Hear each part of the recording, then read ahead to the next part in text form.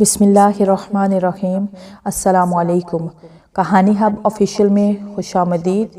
आज फिर दोस्तों मैं आपके लिए एक बहुत ही अच्छी और सच्ची कहानी लेकर आई हूँ। नए आने वाले दोस्तों से गुजारिश है कि वो मेरा चैनल को सब्सक्राइब करें और बेल आइकन को प्रेस करें। तो चले बढ़ते हैं कहानी की जानिब।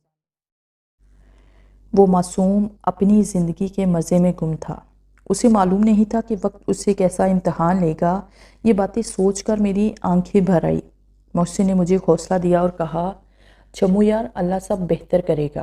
मैं शाम तक सोता रहा। शाम को जागा। मोहसिन को उसामा के बारे में ज़रूरी हिदायत दी। उसामा को भी मैंने घर से बाहर निकलने के लिए सख्ती से मना किया। फिर मैंने उसामा के माथे पर बोसा दिया और उन दोनों से मिलने के बाद मैं विक्रम जादूगर की तरफ जाने के लिए घर से निकल आया। गांव वालों से मेल मिलाप के बाद मैं अपने सफ़र पर गामज़न हो गया। गांव वालों ने मुझे बहुत दुआएं दी और मेरी कामयाबी के लिए भी खुदा से दुआ की। मैंने रास्ते में नीलम को आवाज़ दी। वो जल्द ही हाजिर हो गई, जैसे मेरे हुक्म की ही वो मुंतज़िर हो। मैंने उससे पूछा, नीलम किस सिमत जाना है?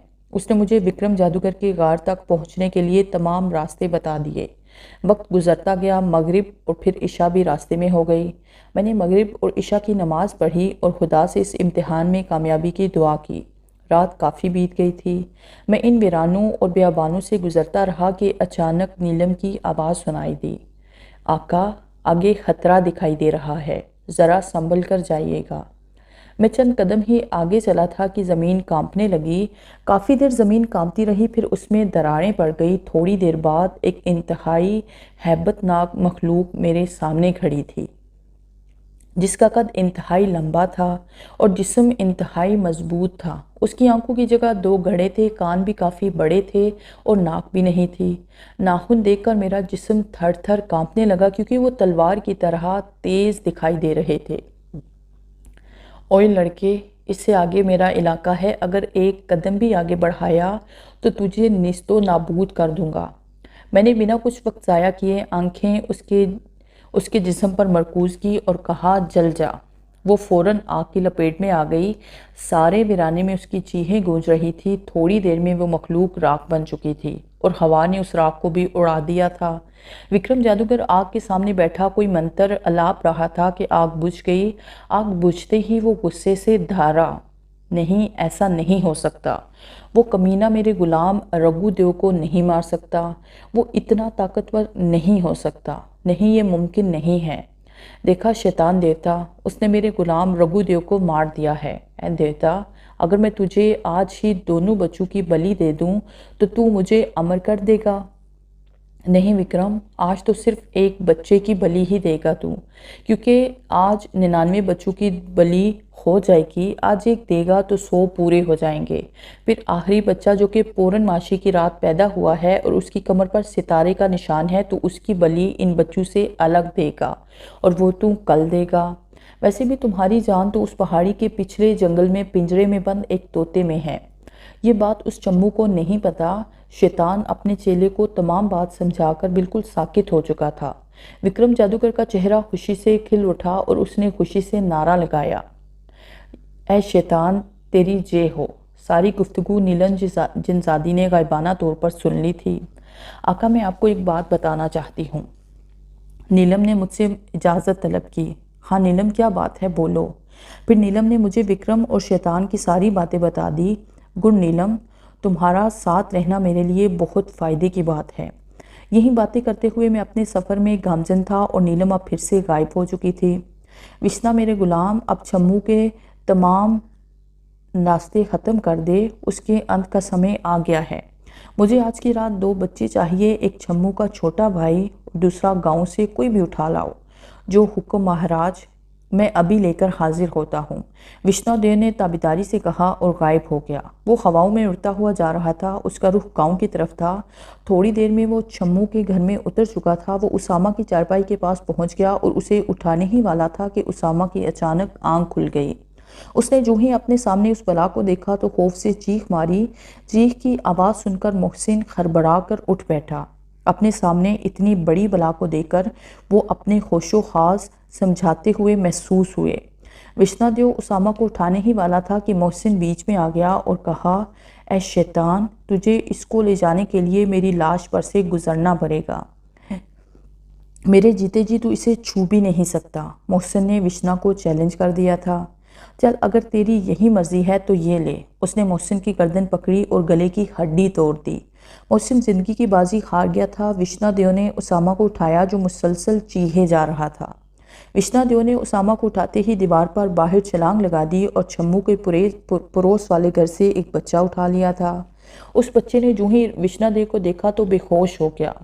विश्नादेव दोनों बच्चों को उठाए दीवार में से गुजरता हुआ बाहर आ गया तो उसामा की चीखें सुनकर गांव के कई लोग जमा हो चुके थे। आज उन्होंने विश्नादेव की हैबत और होलनाकी को देख लिया था। विश्नादेव ने जब देखा कि गांव वाले बच्चों को छुड़ाने के लिए आए हैं तो उसने मुंह खोला जिससे आग के गोले बरसे। कुछ लोग तो भाग गए, कुछ लोग आग की लपेट में आ गए। विश्नादेव बच्चे को लेकर विक्रम के पास पहुंच गया। शाबाश विश्ना, अब छम्मू मेरे खिलाफ कोई कदम उठा के तो दिखाए, उसे मुंह की खानी पड़ेगी। आका, अगर इजाज़त हो तो आपको एक खबर दूं, मगर हिम्मत से सुनिएगा। नीलम जिनजादी ने मुझसे इजाज़त तलब की। बोलो नीलम, क्या बात है, तुम परेशान लग रही हो। आका, बात भी परेशानी की है। विक्रम ने गांव से 2 लड़के उठवा लिए हैं। एक आपका छोटा भाई उसामा और दूसरा बच्चा आपके पड़ोस में है। गांव वालों ने रोकने की बहुत कोशिश की मगर विश्नादेव ने उन पर आग बरसा दी जिससे कई लोग जलकर कोयला बन गए। नीलम की बात सुनकर मेरा कलेजा कट गया। नहीं नीलम, मैं उस नापाक को अमर नहीं होने दूंगा, चाहे कुछ भी हो जाए। नीलम, अगर वो अमर हो गया तो वो सारी दुनिया में तबाही मचा देगा, लेकिन मेरे जीते जी वो ऐसा नहीं कर सकेगा। आका, वो आज की रात उस बच्चे की बलि देगा। इस तरह 100 बच्चे पूरे हो जाएंगे और उसे अमर होने के लिए इस शर्त पर अमल करना होगा कि आखिरी बच्चे की भी वो अकेले में बलि देगा। यानी जब आखिरी बच्चे की बलि देगा तो उस रात और किसी बच्चे की बलि नहीं देगा। वो आपके भाई की बलि कल देगा। आज की रात आपका भाई महफूज है, मगर वो इंतहाई परेशानी में है। वो ऐसे कमरे में बंद है जहाँ सांस लेने में भी दिक्कत होती है, क्योंकि वहाँ हवा का अमल दहर नहीं। लेकिन आका, आप हिम्मत से काम लें, इंशाल्लाह कामयाबी आपकी होगी। नीलम मुझे हौसला दे रही थी। अच्छा नीलम, तुम शैतान की ताकतों से मुकाबला नहीं कर सकती क्या? मैंने नीलम से पूछा। नहीं आका, मेरी ताकत उनके मुकाबले में इंतहाई कम है। चलो ठीक है, मैं कुछ सोचता हूँ। आका, होशियार हो जाइए, आगे खतरा है, नीलम ने यकदम कहा और मैं नीलम की बात सुनकर चौकन्ने हो गया। थोड़ी ही देर बाद तेज़ हवाएं चलना शुरू हो गई। अब इस कदर तेज़ हवाएं चल रही थी कि खदशा होने लगा कि ये हवा मुझे कहीं दूर ना पटक दें। मैंने अपने कदम मजबूती से जमा लिए। थोड़ी देर तक ये सिलसिला चलता रहा, फिर हवाएं रुकने लगी और आहिस्ता आहिस्ता बिल्कुल ख़त्म हो गई। अब सामने नज़र पड़ी तो इंतहाई मकरू चेहरे की हामिल एक चुड़ैल मेरे सामने खड़ी थी। उसके माथे पर सिर्फ एक आंख थी, बालों की जगह सांप लटक रहे थे। दांत काफ़ी बड़े बड़े और तेज़ थे। दांतों से खून टपक रहा था जैसे अभी किसी का खून पीकर आई हो। उसने आते ही मुझ पर आग बरसा दी। मैं एक तरफ हो गया, आग का गोला मेरे पीछे गिर गया। आग का गिरना था कि ज़मीन एकदम काली हो गई। काफ़ी देर तक वो मुझ पर आग बरसाती रही और मैं बचता रहा, लेकिन आखिरकार मैं एक गोले की जिद में आ गया था जिससे मेरा बायां हाथ जल गया था। मैंने हिम्मत की और उसकी तरफ निगाह मरकूज कर दी और कहा, जल जा। उसे आग लग गई। वो मेरे वार के लिए तैयार न थी, इसलिए जल्द ही शिकस्त खा गई। आका, इसे हाथ पर मल दो। मैंने उससे पत्ता लेकर हाथ पर मल दिया। मेरा ऐसा करने से तमाम दर्द और जलन ख़त्म हो गया। अब सिर्फ जलने का निशान बाकी रह गया था। थैंक यू नीलम परी, मैंने उसकी तरफ देखते हुए कहा। नहीं आका, हर कदम पर आपका साथ देना मेरा फ़र्ज़ है। चलिए, अब फासला कम ही रह गया है।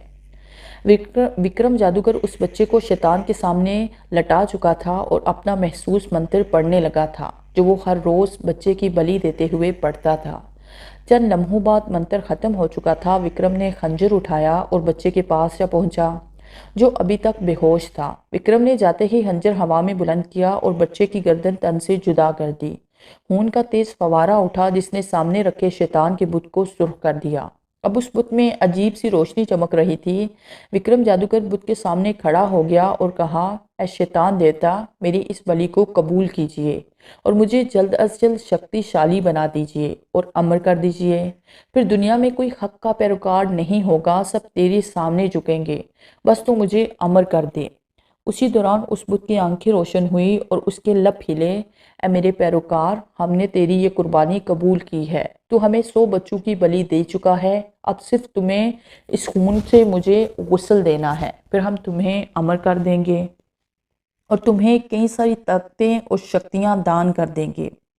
ठीक है मेरे चेले, होशियार रहना। शैतान ने विक्रम को चौकन्ना रहने का हुक्म दिया। ठीक है देवता शैतान, देवता की जय हो।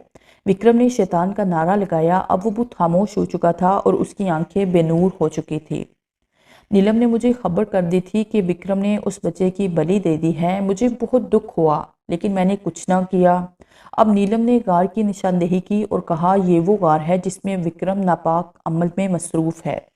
मेरे चंद कदम के फासले पर था वो गार। मैंने गार के अंदर कदम रखा और नीलम गायब हो चुकी थी। मैं यूं ही गार के अंदर दाखिल हुआ तो एक अजीब सी बदबू हर सू फैली हुई थी, जिससे मेरा दम घुट रहा था, लेकिन मुझे अपने मिशन की कामयाबी के लिए उसे बर्दाश्त करना था। गार में इस कदर अंधेरा था कि हाथ को हाथ तक सुझाई नहीं दे रहा था। मैं गार की दीवार से हाथ लगाए आगे बढ़ रहा था तो मुझे यूँ महसूस हुआ कि रास्ते में किसी चीज़ का ढेर लगा हुआ है। जब मैंने हाथ से टटोला तो कोई गोल चीज़ मेरे हाथ में आ गई। उस पर हाथ फेरने लगा, पता चला कि वो कोई इंसानी खोपड़ी है। ये हकीकत मुझ पर आश्कार होते ही मुझ पर सख्ता तारी हो गया। मुझ पर उस दरिंदे की दरिंदगी अया हो चुकी थी। अब मेरा वजूद गुस्से की शिद्दत से कांपने लगा। खोपड़ी के डेर के एक तरफ से निकलकर मैं आगे गया। थोड़ा सा आगे गया तो मुझे अपने दाएं तरफ कुछ रोशनी नजर आई। मैं उस रोशनी की तरफ देखने लगा। जब मैं उस रोशनी के करीब पहुंचा तो वो एक नहायत ही खूबसूरत और कुशादा कमरा था। मैं उस कमरा नुमा गार में दाखिल हुआ तो सामने ही एक बुत के आगे तख्त पर एक लंबा चौड़ा आदमी लेटा हुआ था। उसके कदमों में विष्णुदेव बैठा था। मैं समझ गया कि तख्त पर बैठा हुआ आदमी विक्रम जादूगर है। इतने में उसकी आवाज़ सुनाई दी, आजा छम्मू, मुझे तेरा ही इंतज़ार था। क्योंकि तू क्या समझता है कि तू इस छोटी सी ताकत के साथ मेरा मुकाबला कर लेगा? हरगिज़ नहीं। मेरी सारी उम्र इन ताकतों को हासिल करने में गुजर गई है। तू मेरा कुछ भी नहीं बिगाड़ सकता। तू खुद चलकर मूत के मुंह आया है। विक्रम जादूगर मुझे अपनी फोकियत जाहिर कर रहा था। मैंने जवाब में कहा, ए खबीस, तारीख गवाह है, हमेशा हक ने बातिल को शिकस्त दी है। तू भले बड़ी बड़ी ताकतों का मालिक है, मगर मेरी नूरानी ताकत के सामने तेरी ताकत कुछ भी नहीं। विक्रम जादूगर ने जोरदार कहकहा लगाया और कहा, चल देख लेते हैं। इतना कहते ही उसने कुछ पढ़कर मुझ पर फूंक मारी, जिससे मेरे हाथ पैर बन गए और मेरी आंखों पर पट्टी बन गई। अब मैं विक्रम को विष्णा और इर्द गिर्द का माहौल नहीं देख सकता था। विक्रम जादूगर चिल्लाया, ए नादान लड़के, अब तुम्हारी आंखों वाली ताकत तो नाकारा हो गई है। अब करके दिखाओ मुझसे मुकाबला और ये ले मेरा दूसरा वार। वो ऊंची आवाज़ में कुछ बड़बड़ाने लगा। थोड़ी देर बाद मुझे ऐसे लगा कि मेरे पाँव में पानी खड़ा है। कुछ वक्त गुजरने के बाद ये पता चला कि ये इंतहाई गर्म है और इससे मेरे पाँव जलने लगे। अब रफ्ता रफ्ता वो पानी ऊपर आने लगा और मेरे टखनों से ऊपर होता हुआ मेरी पिंडली तक पहुंच चुका था। पानी इतना गर्म था कि मुझे गुमान होने लगा कि मेरा गोश्त गिर जाएगा और गल सड़ जाएगा। मैं परेशानी की कैफियत में इधर उधर भागने लगा, लेकिन वो पानी ख़त्म होने का नाम नहीं ले रहा था। मैं दर्द की शिद्दत से बुलबुलाने लगा। इतने में विक्रम जादूगर और विष्णुदेव के कहकहे गूंजने लगे। अब पानी मेरे घुटनों तक पहुंच चुका था। मैं इतनी परेशानी में मुबतला था कि जहन ने बिल्कुल भी काम करना छोड़ दिया था। लेकिन बिना कुछ सोचे समझे मेरे मुंह से चिले वाला विर्द जारी हो गया। विर्द पड़ते ही मेरे हाथ आज़ाद हो गए और गर्म पानी भी ख़त्म हो गया। मैंने फ़ौरन आंखों से पट्टी हटा दी। अब मैं इर्द गिर्द का माहौल देख सकता था। मेरी नज़र जब पाँव पर पड़ी तो वो खून से सुर्ख थे। मैं फ़ौरन समझ गया कि मेरे पाँव गर्म पानी में नहीं बल्कि गर्म खून में डूबे हुए थे। मेरी टांगें बुरी तरह जल चुकी थी और इनमें बिल्कुल हिलने की सकत ना रही थी। ऐसे में नीलम ने मुझे गायबाना तौर पर कहा, आका, मैंने आपकी जेब में वही पत्ता रख दिया है जो जलन को ख़त्म करता है। अगर मैं आपके हाथ में देती तो विक्रम जादूगर मुझे देख लेता और शायद मेरी ज़िंदगी को ख़त्म कर देता। इसीलिए मैंने आपकी जेब में रख दिया है, आप उसे अपनी टांगों पर मल दें, जलन खत्म हो जाएगी। नीलम की बात सुनकर मैंने ऐसा ही किया तो सारी जलन पलक झपकते ही खत्म हो गई, लेकिन जलने का निशान बाकी था। मैंने जब विक्रम जादूगर और विष्णादेव की तरफ देखा तो वो हैरान बुत बने मेरी तरफ देख रहे थे। वो इस बात पर हैरान थे कि उबलते हुए खून का वार, हाथों की रस्सियां और आंखों की पट्टी अगर इतनी आसानी से खुल गई है तो ज़रूर ये कोई ताकत रखता है। अभी वो सोचों में ही गुम थे कि मैंने अपनी नज़रें विष्णादेव पर जमा दी और कहा, जल जा। तो उसके घने बालों को फौरन आग लग गई। वो खुद को बचाने के लिए लाख जतन करने लगा जिससे खुद की आग बुझा सके, लेकिन वो ऐसा ना कर सका और जलते जलते कोयला बन गया। विष्णुदेव की मौत को देखकर विक्रम जादूगर गुस्से से बोला, कमीने, ये तूने क्या कर दिया? मेरी सबसे बड़ी ताकत को मार दिया। अब मैं तुम्हें जिंदा नहीं छोड़ूंगा। ये कहते ही वो मेरी तरफ बढ़ने लगा। उसने मेरे पास पहुंचकर मेरे बालों को जोर से खींचा और मेरे पेट पर लात मारी। मैं दर्द की शिद्दत से चीख उठा। मैं इस बात पर हैरान था कि विक्रम जादूगर हुलिये के लिहाज से बूढ़ा दिखाई दे रहा था, मगर उसमें ताकत और फुर्ती जवानों की तरह थी। मैंने अपने हाथों पर उसे उठाया और दूर फेंक दिया। अब मैं ज़मीन पर लेटा कराह रहा था। बड़ी मुश्किल से अपने पाँव पर खड़ा हुआ। मेरे बिल्कुल पीछे उस शैतान देवता का बुत था जिसका विक्रम पैरोकार था। विक्रम ने हाथ हवा में बुलंद किए तो उसके हाथ में एक भारी पत्थर आ गया। विक्रम ने बिला ताहीर वो पत्थर मेरी तरफ उछाल दिया। मैंने फौरन से पहले दूसरी तरफ चुस्त लगाई और वो पत्थर बुत पर जा लगा, जिससे बुत रेजा रेजा हो गया। विक्रम जादूगर ने जब ये देखा तो सर पर हाथ रख दिए और कहा, खबीस लड़के, तूने मरना ही था, साथ में मेरा भी सत्यानाश कर दिया। अभी वो गुस्से में ही वो गिरा रहा था कि गार्ड जोर जोर से हिलने लगा। मैंने कुछ सोचे समझे बगैर ही बाहर की जानिब दौड़ लगा दी। गिरते संभलते में गार के दहाने पर पहुंच गया और बाहर छलांग लगा दी। उसके साथ ही गार एक जोरदार धमाके के साथ उड़ गया। अगर मैं चंद सेकंड और बाहर ना आता तो मेरी हड्डियां भी ना मिलती। बाहर आते ही मुझे अपने भाई उसामा की फिक्र होने लगी। मैंने फौरन नीलम को हाजिर किया और उससे कहा, नीलम, पता करो उसामा कैसा है।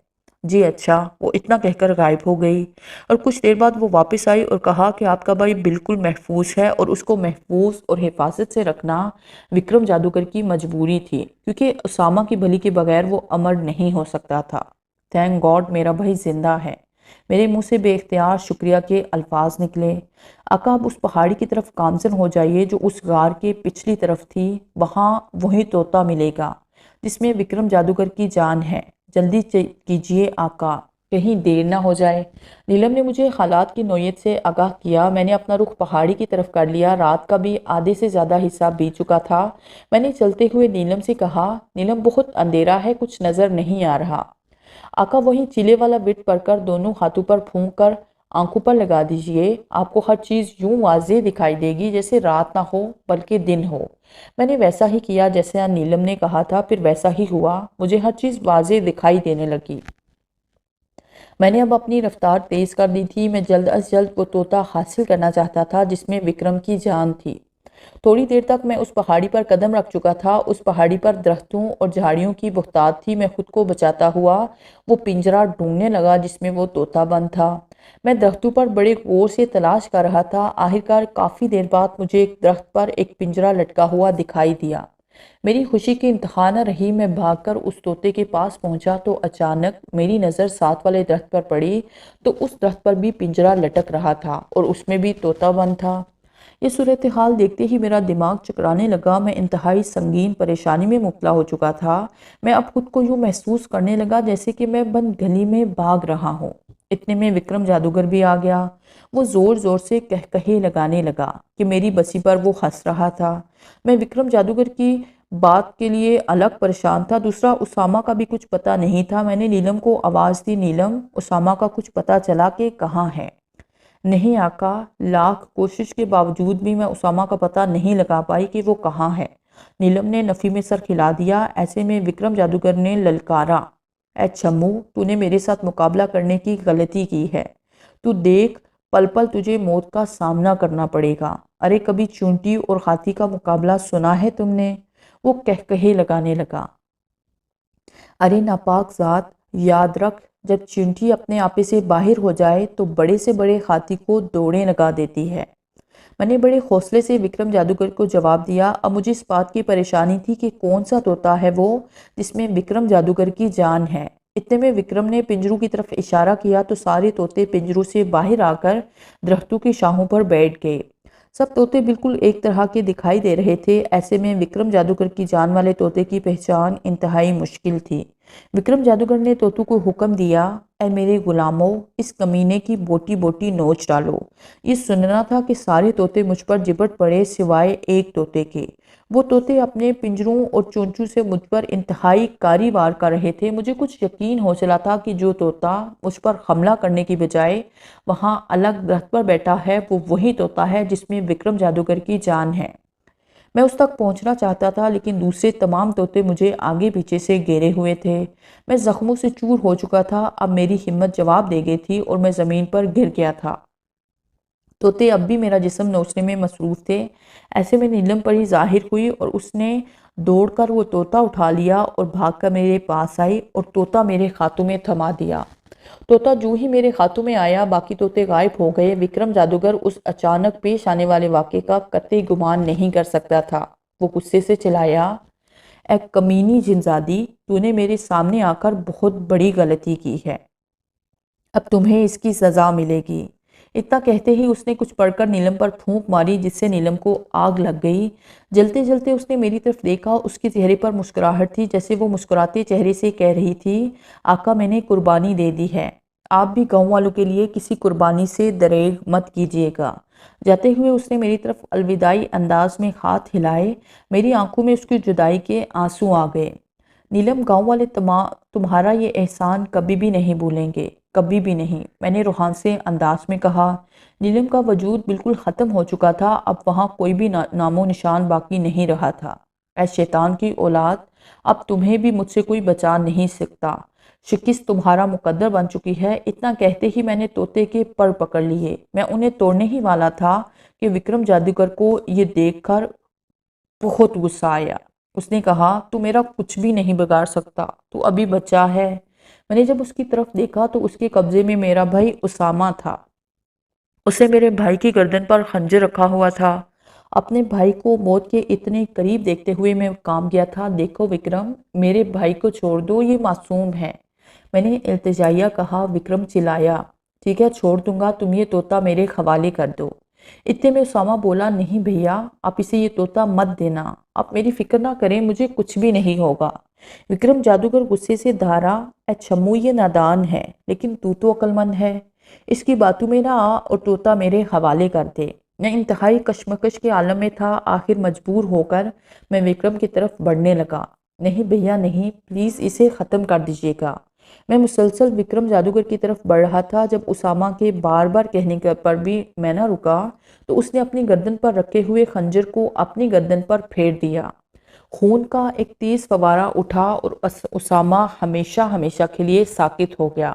मैं गुस्से में ज़मीन पर लाते मारने लगा। भाई की मौत से मैं खास बाख्ता हो गया था।